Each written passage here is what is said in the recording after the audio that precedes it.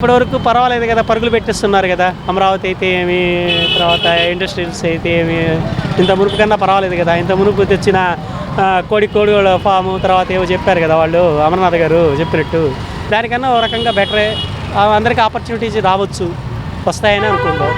ఎవరు వచ్చినా పరిపాలన దక్షత కలిగి ఉంటే మంచిదే, వాళ్ళైనా వీళ్ళైనా ఎవరైనా. దానిలో పెద్ద మనం ఏం చెప్పాల్సింది ఏమి, చూద్దాం, వెయిట్ అండ్ సీ.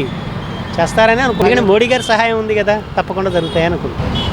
అది ఏదైనా, అమరావతి అయితే, పోలవరం అయితే, లేకపోతే రేపు రామాయపట్నం అయితే, రేపు దుగ్గరాజపట్నం అయితే, ఏవైనా కూడా అన్నీ కూడా చెప్తున్నారు.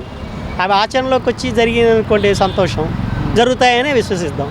అది మనం క్లియర్గా చెప్పాల్సిన పని లేదు, ప్రతి ఒక్కరికి తెలుసు. లాస్ట్ టైం జరిగిన దానికి, ఈ టైం జరిగేదానికి, జరుగుతున్న దానికి క్లియర్గా అందరికీ 100% సాటిస్ఫాక్షన్ ఇవ్వకపోవచ్చేమో, కానీ కొంతవరకు మేలే జరుగుతుందని. ఎవరిది? తెలుగుదేశం గవర్నమెంట్దే. దాని గురించి ప్రత్యేకంగా ఏం చెప్పక్కర్లా. ఇంతకుముందు జగన్ పరిపాలనకి, ఇప్పుడున్న చంద్రబాబు పరిపాలనకి స్పష్టంగా తెలుస్తూనే ఉన్నది. మనమేం పెద్ద దాని గురించి ఏం చెప్పాల్సిన పని లేదు. అది జనాభా ఈ పాటికి గ్రహించు కదా. పథకాల గురించి, పథకాలు లబ్ధి పొందేవాళ్ళు కానీ లబ్ధి పొందని వాళ్ళు కానీ దాని గురించి వ్యవహారం అనేది వాళ్ళకి క్లియర్ కట్గా బాగా క్లియర్గా తెలుసు. అంత మునుపు ఉన్నదానికి ఇప్పుడున్న దానికి.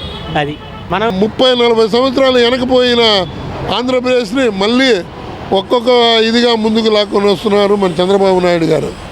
కాబట్టి ఈరోజు ఈ ప్రభుత్వం, మన కూటమి ప్రభుత్వం ఎంతో చక్కగా పరిపాలన చేస్తూ ఉంది. ఇంకా రాను రాను మన అమరావతి అనేది మనకు ఒక కరెక్ట్గా మనకు చెప్పుకోవాలంటే రాజధాని అమరావతి అని ఈరోజు చెప్పుకోవడానికి చాలా గర్వంగా ఉంది. ఇంతకుముందు అసలు మన రాజధాని ఎవరంటే అయ్యాబాబు లేని పరిస్థితి అయిపోయింది. ఏ రాజధాని అనేది చెప్పుకోలేకపోతున్నాం. ఒక ప్రశ్నలో క్వశ్చన్లు అడిగితే ఆ క్వశ్చన్కి జవాబు అమరావతి అని చెప్పడానికి ఇవాళ ఉంది, ఆ రోజు లేకపోయింది. చదువుకున్న స్టూడెంట్స్కి ఈరోజు ఉద్యోగం సంపాదించుకుంటాం, ప్రైవేట్ ఉద్యోగాల్లో అయినా మేము చేసుకొని బతకగలుగుతామనే నమ్మకం ఉంది. ఆ రోజు ఉద్యోగం వచ్చిందో లేదో అనేది ఉండదు. బాబు వస్తే జాబ్ వచ్చింది అనే మాట కరెక్ట్గా నిరూపణ జరుగుతుంది ఈరోజు. ఎందుకంటే ఈరోజు అనేక కంపెనీలు ముందుకు వస్తున్నాయి. నిన్నగాక మొన్న అంబానీ గారు కూడా వాళ్ళు కొత్తగా ప్రాజెక్ట్ చేయడానికి వాళ్ళు కూడా పూనుకున్నారు. ఆ విధంగా ఇక ఈ 5 సంవత్సరాల్లో ఎంతో అభివృద్ధి చెందిద్దని, చాలా అభివృద్ధి చెందాలని కూడా చంద్రబాబు నాయుడు ప్రభుత్వాన్ని ఇంకా ప్రజలు ఎక్కువగా హర్షించాలని చెప్పి దేవుని కోరుకుంటున్నాము.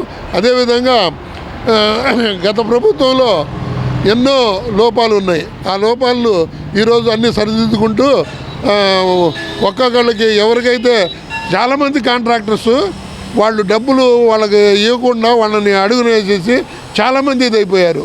అమరావతి పనులు మొదలుపెట్టి వాళ్ళు డబ్బులు 5 లక్షలు 10 లక్షలు పనులు చేసిన వాళ్ళు కూడా ఆఖరికి వాళ్ళకి భోజనాలు లేని పరిస్థితి వచ్చింది. ఈరోజు చంద్రబాబు గారు వచ్చి ఆ డబ్బుని రిలీజ్ చేసి ప్రతి వాడు ఈరోజు మళ్ళీ ఒక కాంట్రాక్టర్గా ఎదగటానికి ముందుకు వచ్చారు.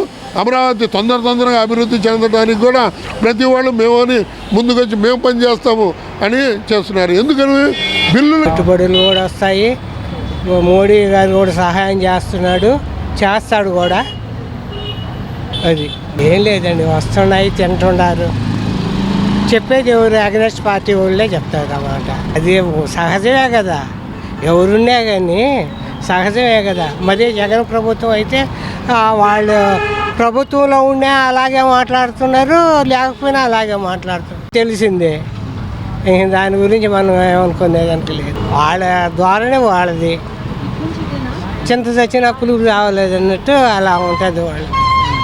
అది కొలాస్ అయిపోయింది అతని పని, అంత లేదు.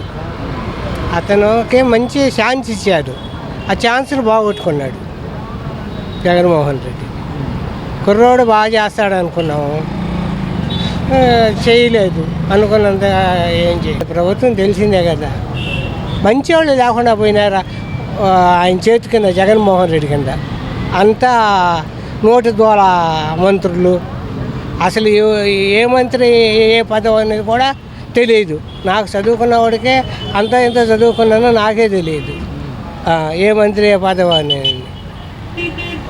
నోటి ద్వారా మంత్రులని మాత్రం అందరికీ తెలుసు. నాకు తెలిసింది, అది చెప్తున్నా. ఏం లేదు, 40% పోయినసారి వాళ్ళకి రాలా, సీట్లు వచ్చినాయి 40% ఓట్ల దాకా తెలుగుదేశం పార్టీకి వచ్చాయి. ఇప్పుడు 11 సీట్లు వచ్చినాయి, 40% అని వీళ్ళు అంటున్నారు. వచ్చినాయి, అలాంటిగా వచ్చినాయి. 1% తగ్గినా కూడా 40% అనుకోవచ్చు, తప్పులేదు దానికి. కాకపోతే చేయలేడు అతను చేయలేడు. అతనంతా దురుసు ప్రవర్తన, మంచి మర్యాద అనేది లేదు. అది ఉండాలండి, కొద్దిగా కాకపోయినా కొద్దిగా ఉండాలి.